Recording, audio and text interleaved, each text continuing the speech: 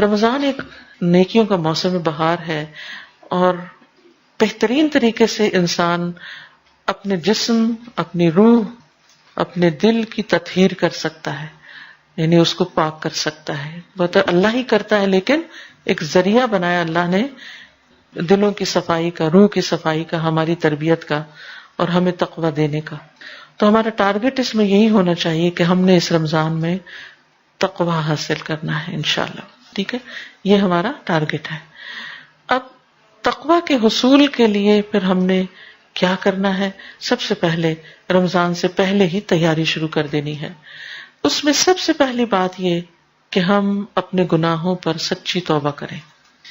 توبہ اور استغفار ویسے تو ہمیشہ ہی کرنی چاہیے، لیکن یہ یاد رکھیں کہ گناہ نیکیوں کے راستے میں حائل ہو جاتے ہیں. نیکیوں کا موسم بہار آ رہا ہے، کہیں ایسا نہ ہو کہ آپ اس سے پوری طرح فائدہ نہ اٹھا سکیں اور آپ نیکیاں نہ کر سکیں. کیوں؟ گناہوں کی وجہ سے. اگرچہ رمضان میں بھی گناہ معاف ہوتے ہیں، لیکن اس سے پہلے کہ جتنے گناہ ہیں، یا رب تو ہمیں معاف کر دے تاکہ ہم سے بوجھ اتر جائیں اور ہم بہترین طریقے سے روزے رکھیں، بہترین طریقے سے تلاوت کریں، بہترین دعائیں کریں، اور واقعی ہمیں تقویٰ حاصل ہو جائے. تو جب یہ مہینہ شروع ہو تو ہم شرح صدر کے ساتھ، اطمینان کے ساتھ اپنی عبادت اور نیک اعمال میں مشغول ہو جائیں، اس طرح کہ ہم واقعی مطمئن ہوں. تو گناہوں کے بوجھ کے ساتھ رمضان میں داخل نہ ہوں، توبہ کے ساتھ داخل ہوں، تاکہ رمضان شروع ہوتے ہی دوڑ لگ جائے. ٹھیک ہے، اور کہیں رکاوٹ نہ آئے. رکاوٹوں کو دور کرنے کا طریقہ کیا ہے؟ استغفار، سچی توبہ. وَتُوبُوا إِلَى اللَّهِ جَمِيعًا أَيُّهَا الْمُؤْمِنُونَ لَعَلَّكُمْ تُفْلِحُونَ. تم سب اللہ کے حضور توبہ کر لو اے ایمان والو، تاکہ تم کامیاب ہو سکو.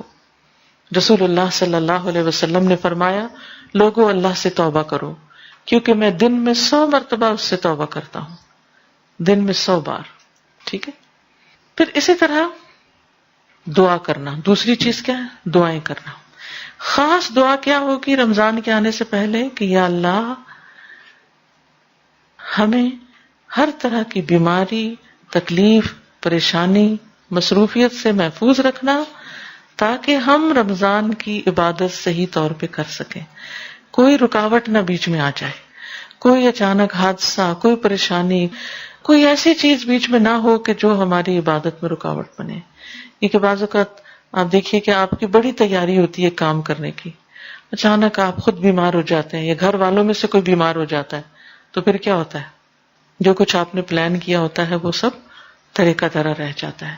تو اللہ تعالیٰ سے عافیت کی دعا مانگتے رہیں، اور پھر یہ دعا کریں کہ اللہ ہمیں خیر و سلامتی کے ساتھ رمضان تک پہنچا دے، خیر کے ساتھ رمضان تک پہنچا دے. اسلاف سے یوں روایت آتی ہے کہ وہ 6 ماہ یہ دعا کرتے تھے، اے اللہ ہمیں رمضان تک پہنچا دے، اللہ ہمیں رمضان دیکھنا نصیب کر. اور پھر رمضان کی عبادتیں کرتے، اور رمضان کے بعد اگلے 5 مہینے یہ دعا کرتے، اللہ ہمارے روزے قبول کر لیں، ہماری رمضان کی عبادتیں قبول کر لیں. تو رمضان کے آنے تک بھی دعائیں کریں کہ رمضان ملے ہمیں. کتنے ہی لوگ ایسے ہیں جو پچھلے رمضان میں تھے اور آج دنیا میں نہیں ہے. ہر ایک کسی نہ کسی کو ضرور جانتا ہوگا جس کی اس سال میں ڈیتھ ہوئی، آپ کے عزیز قریب ترین پیارے. ہمیں نہیں معلوم ہم دنیا سے کب چلے جائیں. تو اللہ تعالیٰ سے دعا کرنی چاہیے کہ اللہ تعالیٰ ہمیں اپنی اطاعت کے کاموں، اپنی عبادت کے لیے ہماری مدد فرمائے اور ہمیں اس کے لیے قبول کر لے. تیسری چیز، اس مہینے کا خوشی سے استقبال کرنا، اس کے بارے میں سوچ کر خوش ہونا. کیونکہ رمضان گرمیوں میں آ رہا ہے، جون میں آ رہا ہے، عین گرمی کی شدت کا مہینہ.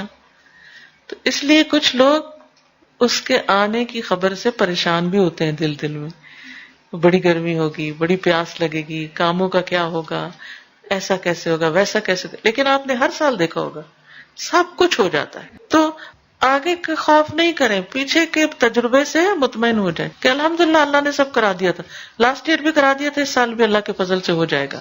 تو اس لیے خوشی سے رمضان کا استقبال کریں، اور اس کا بھی اجر ہوگا انشاءاللہ تعالی. کیونکہ جب انسان خوش ہو کر کسی کام کو کرتا ہے تو وہ آسان بھی ہو جاتا ہے اور اس کے ساتھ ساتھ اس کی کوالٹی بہت اچھی ہوتی، اور جب کوالٹی اچھی ہوگی تو پھر اجر بھی زیادہ ہوگا. اور آپ کو معلوم ہے کہ رمضان جو ہے اس میں جنت کے دروازے کھول دیے جاتے ہیں، جہنم کے دروازے بند کر دیے جاتے ہیں، ہر طرح کی خیر و برکت نازل ہوتی ہے. تو اللہ سبحانہ وتعالیٰ نے اس مہینے میں قرآن مجید ہمارے لیے نازل کیا، جس کے بارے میں اللہ تعالیٰ فرماتے ہیں قل بفضل اللہ وبرحمتہ فبذلک فلیفرحوا ھو خیر مما یجمعون. کہہ دیجئے کہ اللہ کے فضل اور اس کی رحمت سے چاہیے کہ اس پر خوش ہو جائیں، وہ ہر اس چیز سے بہتر ہے جسے لوگ جمع کر رہے ہیں. تو الحمدللہ آپ سب اس چیز سے واقف ہیں اور تجربہ کر چکے ہیں کہ سب سے زیادہ ہمارا تعلق قرآن مجید کے ساتھ رمضان میں ہی ہوتا ہے. تو اس پر بھی ہمیں خوش ہونا چاہیے کہ جس چیز پر اللہ نے خوش ہونے کے لیے کہا وہ موقع آ رہا ہے خوش ہونے کا اور اللہ تعالیٰ کو خوش کرنے کا، کہ قرآن پڑھنے کا، سننے کا، غور و فکر کا، یاد کرنے کا، تلاوت کرنے کا اور زیادہ ہمیں موقع ملے گا. پھر اسی طرح چوتھی چیز، رمضان کے بارے میں علم حاصل کریں، خوب جانیں، روزوں کے احکام کا پتہ چلائیں، رمضان کی فضیلت کا پتہ چلائیں. اس کے لیے بہترین کتاب ہے شہر رمضان، رمضان کا مہینہ. وہ کتاب آپ میں سے ہر ایک کے گھر میں ہونی چاہیے، ہر شخص کے پاس اپنا پرسنل نسخہ ہونا چاہیے، اور اس میں پورے رمضان سے متعلق جو چیزیں ضروری ہیں ان کو جمع کر لیا گیا ہے. ان کو چاہے آپ نے پچھلے سال پڑھا ہو، اس سال پھر دوبارہ پڑھیں. کیوں؟ دوبارہ، تاکہ ساری چیزیں تازہ ہو جائیں اور کوئی چیز رہ نہ جائے. جیسے ایک طالب علم امتحان دیتا ہے نا، تو وہ کیا کرتا ہے، آخر یعنی ساری رات بھی پڑھتا ہے، سارا سال بھی پڑھتا ہے، لیکن آخر میں پھر ایک دفعہ اندر جانے سے پہلے، انٹر ہونے سے پہلے ایگزامینیشن ہال میں دوبارہ موٹی موٹی باتیں پھر دوبارہ دیکھ لیتا ہے تاکہ کوئی چیز بھولے نہ.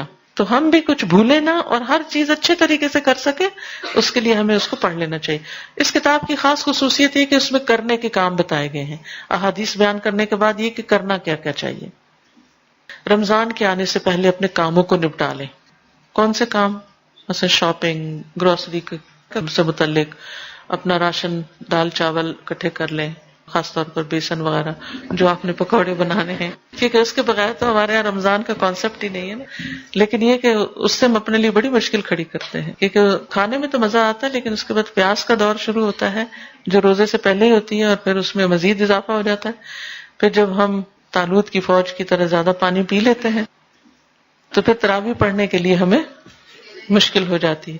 تو اس لیے ایسے کھانے تیار کریں، ہم خواتین خانہ ہیں، اپنے لیے بھی اور اپنے بچوں اور گھر والوں کے لیے جن کا روزہ ہم پہ ڈیپینڈ کرتا ہے، ان سب کو ہم ہیلدی فوڈ کھلائیں تاکہ ان کا روزہ بھی اچھا گزرے اور ہم بھی سست نہ پڑیں. تو یعنی ہر طرح کی تیاری، عید کے کپڑے بنا لیں، صفائی وغیرہ کر لیں، اور جو کام آپ کو رکاوٹ ڈالتے ہیں مختلف عبادتوں میں ان کو پہلے سے ہی نپٹا لیں. گھر والوں کو، دوستوں کو، اپنے آس پاس کے لوگوں کو رمضان کے احکام بتائیں. یعنی اگر آپ قرآن پڑھی ہوئی ہیں، خاص طور پر درس دینا جانتی ہیں، تو اپنے قریبی حلقوں میں کچھ نہ کچھ اس کی تعلیم دیں. یعنی اپنے گھر میں خاص طور پر اپنے بچوں کو لے کر کیا کریں، وہ کتاب ان کے ساتھ بھی بیٹھ کے پڑھیں، ان کو احکام بتائیں. اور باقی لوگوں کو آپ کتابیں دے سکتے ہیں، جیسے یہاں پر اجازت نہیں ہے اور گھر میں درس کرنے کی، تو ایسا کام نہ کریں جو لا آف لینڈ کے خلاف ہو. لیکن آپ کیا کر سکتے ہیں کہ لوگوں کو کتابیں دے سکتے ہیں کہ جس سے وہ اپنے خود پڑھ کے، اپنے بچوں کے ساتھ پڑھ کے اس کی دہرائی کر لیں. ٹھیک ہے. پھر اسی طرح رمضان اور رمضان سے متعلقہ اور جتنی بھی کتابیں ہوں، یعنی یہ شہر رمضان کے علاوہ دعاؤں کی کتابیں جیسے قرآنی اور مسنون دعائیں ہیں، یا کنستین ہے، دعا کیجئے کتاب ہے، اور اسی طرح صدقہ خیرات سے متعلق، بہت سے لوگ زکوٰۃ نکالتے ہیں تو زکوٰۃ سے متعلق، یا باقی جو بھی چیزیں ہیں آپ کے کرنے کی، ان سے متعلق کتابیں خاص طور پر خرید کر خود بھی پڑھیں، دوستوں کو بھی دیں، اور مسجدوں کے مثلا امام یا ایسے لوگ جو کمیونٹی میں کام کرتے ہیں ان کو بھی بطور تحفہ دیں، تاکہ وہ لوگ پڑھ کر پھر آگے لوگوں کو بتا سکیں.